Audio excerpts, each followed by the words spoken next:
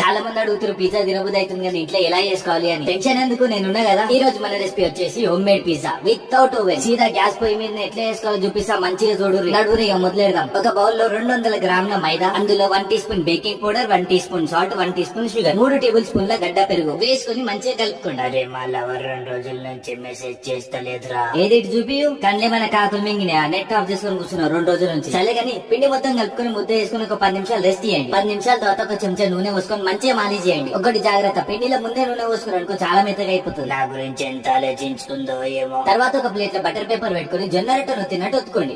నీలాంటోడే గుండు పీక్కుందామని గుడికి పోతే గుండెపూట వచ్చిందంట. మీరిద్దరు ఒక లైలా మధ్యలో అన్నట్టు ఫీలింగ్. తర్వాత నూడిల్స్ తినే చెంచాతోని పొక్కలు పెట్టుకొని కొంచెం పిజ్జా సాస్, నీకేం తెలుసురా మా బాధ, కొంచెం మొజరెల్లా చీజ్. ఈ లోకంలో నీకు ఒక్కొనికి ఉంది ఎలా చీజ్ మొత్తం వేసుకున్న తర్వాత నచ్చిన కొన్ని వెజిటేబుల్స్ చేసుకోండి, కొంచెం చీజ్ వేసుకోండి మీద. కడాయిని కొంచెం గరం చేసుకుని ప్లేట్ ని లోపల పెట్టండి. మూత పెట్టుకుని 5 నిమిషాలు హై ఫ్లేమ్ లో 20 నిమిషాలు